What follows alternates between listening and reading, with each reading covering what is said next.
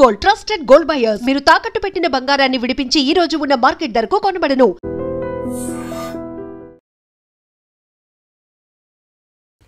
ఒక big breaking news చూస్తున్నాము. Ahmedabad air India flight crash తర్వాత ఏఏఐబి తన 15 పేజీల రిపోర్ట్ని వెల్లడించింది. అందులో ఎయిర్ ఇండియాకి సంబంధించినటువంటి 787 బోయింగ్ డ్రీమ్ లైనర్ ఫ్లైట్లో ఇంజన్లు ప్రాబ్లమ్స్ ఉన్నాయి. స్విచ్ ఆన్ అవ్వడం ఆఫ్ అవ్వడంలో అది ప్రమేయం లేకుండానే, హ్యూమన్ ఎర్రర్ లేకుండానే టెక్నికల్గానే అయ్యింది అనేటువంటి భిన్నమైనటువంటి వాదనలు వినిపించిన నేపథ్యంలో జూలై 12 తర్వాత director general of civil aviation guide lines ఇచ్చింది.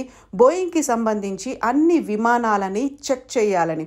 యాక్చువల్గా ఫెడరల్ ఏవియేషన్ అడ్మినిస్ట్రేషన్ యూకేకి చెందినటువంటి ఎఫ్ఏఏ, ఆ తర్వాత యూఎస్కి చెందినటువంటి ఎఫ్ఏఏ కూడా బోయింగ్కి చెందినటువంటి 737, 738 ఈ 2 బోయింగ్ మోడల్స్లో స్విచ్ల ప్రాబ్లం ఉంది, టెక్నికల్ ఇష్యూస్ ఉన్నాయి, వాటిని చెక్ చేయాలని చెప్పిన నేపథ్యంలో నో ఇష్యూస్ ఫౌండ్ అంటూ ఎయిర్ ఇండియా తన ఫ్యూయల్ కంట్రోల్ స్విచ్ల ఇన్స్పెక్షన్ని కంప్లీట్ చేసింది. దాన్ని డీజీసీఏకి అప్పగించింది. యాక్చువల్గా అక్కడ ఇంజన్కి ఇంధనం అందకపోవడం వల్లే అది రన్ మోడ్లో ఉండకుండా కట్ ఆఫ్ మోడ్లోకి వెళ్ళింది అని ఒక పైలట్ ఇంకొక పైలట్తో చెప్తున్నటువంటి ఆ సంభాషణని, 2 వ్యాఖ్యల సంభాషణని ఏఏఐబి తన 15 పేజీల రిపోర్ట్లో వెల్లడించింది. అందులో ప్రధానంగా ఇంజన్ ఫుల్గా ఉన్నప్పటికీ టేక్ ఆఫ్ అయిన కొద్దిసేపటికే 2 ఇంజన్లు స్విచ్ ఆఫ్ అయిపోయాయి అనడంతో అక్కడున్నటువంటి పైలట్ సెకండ్ పైలట్ని అడిగారు. ఏ పైలట్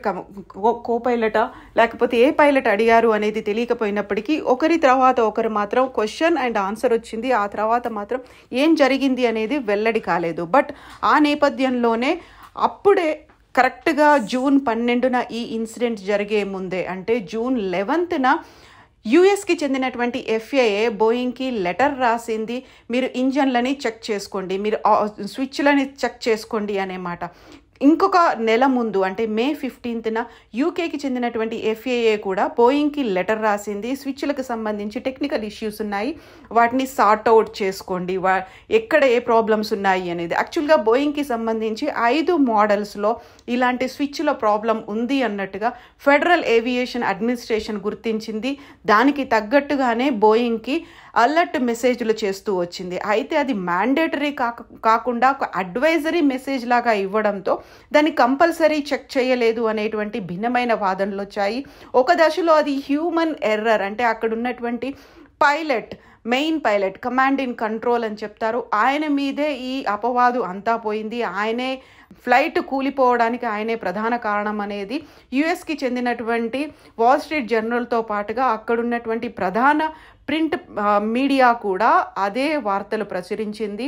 సో బోయింగ్ అంత పెద్ద ప్రమాదం జరగడం, డ్రీమ్ లైనర్ ఫ్లైట్ కూలిపోవడం, దాంట్లో ఉన్నటువంటి ప్రయాణికులతో పాటుగా కింద ఉన్నటువంటి మెడికల్ స్టూడెంట్స్ మొత్తంగా 272 మంది మరణానికి కారణం ఆ స్విచ్లు ఆటోమేటిక్గా ఆఫ్ అయిపోయాయి, టెక్నికల్గా ఆఫ్ అయ్యాయి అని చెప్పినప్పటికీ కూడా ఆ ప్రమాదానికి మెయిన్ కారణం command in control main pilot ఎవరైతే ఉన్నారో ఆయన వల్లే జరిగింది అనేటువంటి వాదన వినిపించింది.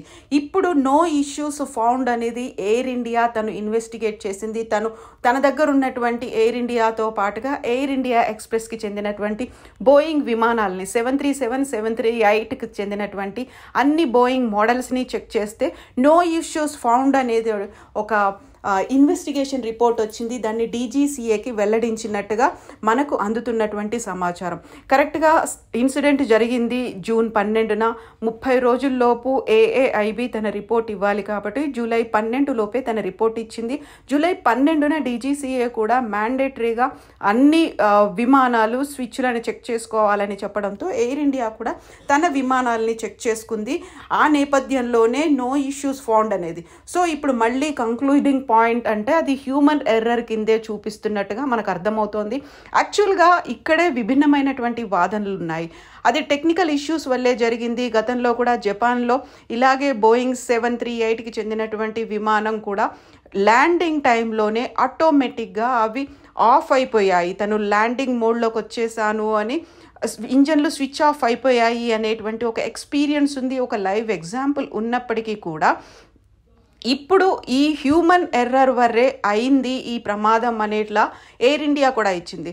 సో అటు బోయింగ్ తప్పిదం లేదు, ఇటు ఎయిర్ ఇండియా తప్పిదం లేదు. కేవలం అది ఫ్లైట్ క్రాష్ అవ్వడానికి, అంతమంది చనిపోవడానికి కూడా కారణం హ్యూమన్ ఎర్రరేనా అనే విధంగా ఒక కంక్లూజన్ వచ్చేలా ఎయిర్ ఇండియా కూడా తన ఇన్వెస్టిగేషన్ రిపోర్ట్ని డీజీసీఏకి అప్పగించింది. సో ఈ నేపథ్యంలోనే ఇప్పుడు ఏఐబి 1 monthలోనే రిపోర్ట్ ఇవ్వాలి కాబట్టి 15 పేజీల రిపోర్ట్ని, ఒక ప్రిలిమినరీ రిపోర్ట్ని అయితే ఇచ్చింది. బట్ ప్రిలిమినరీ రిపోర్ట్ని బేస్ చేసుకుని ఒక కంక్లూజన్కి రావద్దు అనేటువంటి మాట ప్రధానంగా చెప్తూ వచ్చినప్పటికీ డీజీసీఏ చెప్తోంది. అలాగే వెస్ట్రన్ మీడియాకి కూడా, అమెరికన్ మీడియా కూడా అదే మాట చెప్పింది. Don't come in to a conclusion అనే మాట చెప్పింది. బట్ ఇప్పుడు ఇది స్విచ్ల ప్రాబ్లం లేదు అని అనుకున్నప్పుడు అది దేనివల్ల ప్రాబ్లం వచ్చింది, అది మళ్ళీ ఫైనల్గా హ్యూమన్ ఎర్రర్ వల్లే ప్రాబ్లం వచ్చిందా అనే దానికి ఏదైనా కంక్లూజన్ ఉంటుందా అనేటువంటి అనుమానాలు అయితే ఎయిర్లైన్ పైలట్ అసోసియేషన్ కూడా వ్యక్తం చేస్తుంది. వాళ్ళు ముందు నుంచి ఖండిస్తూ వస్తున్నారు పైలట్ల తప్పిదం లేదు అనేది, అది టెక్నికల్ ప్రాబ్లం వల్లే అయింది అనేది. ఆటోమేటిక్గా వీళ్ళు ఆన్ చేయడం వల్ల 1 సెకండ్లో ఒక ఇంజన్ ఆన్ అయింది, ఇంజన్ ఆన్ కాలేదు, ఈలోపే జరగాల్సినటువంటి నష్టం జరిగిపోయింది. సో ఫ్లైట్ చాలా పొడవుగా ఉంది, అందులో స్పీడ్ ఈ నేపథ్యంలో అది కంట్రోల్ చేయలేక అది కుప్పకూలిపోయింది. 625 అడుగుల ఎత్తు నుంచి కూలిపోయింది అనేది ముందు నుంచి కూడా ఎయిర్లైన్ పైలట్స్ అసోసియేషన్ చెప్తోంది. సో అది ఈ ప్రమాదం అనేది స్విచ్ల వల్ల జరగలేదు అంటే మాన్యువల్గానే జరిగింది అనేటువంటి దానికి కంక్లూషన్కి వస్తారా? ఇది మొత్తం అంతా తప్పిదం, టెక్నికల్ ఇష్యూసో లేకుంటే ఇంకో ఇష్యూ అనేది కాకుండా ఎయిర్ ఇండియా కంప్లీట్ చేసింది ఫ్యూయల్ స్విచ్లు, ఎగ్జామినేషన్, క్లైమ్స్, నో ఇష్యూస్ అనుకున్నప్పుడు హ్యూమన్ ఎర్రర్కి ఏమన్నా కంక్లూడ్ చేస్తారా అనేటువంటి వాదనలు అయితే ఇప్పుడు వినిపిస్తున్నాయి. బట్ ఇన్డెప్త్ ఇన్వెస్టిగేషన్ రిపోర్ట్ ఎప్పటికి వస్తుంది అనేది అయితే ఇప్పటికి తెలీదు. ఫర్ నౌ స్విచ్లతో ప్రాబ్లం లేదు, అక్కడ ఉన్నటువంటి టెక్నికల్ ఇష్యూస్ అయితే ఏమీ లేదు అనేటువంటి ఒక కంక్లూజన్ని ఎయిర్ ఇండియా డీజీసీఏకి అప్పగించింది.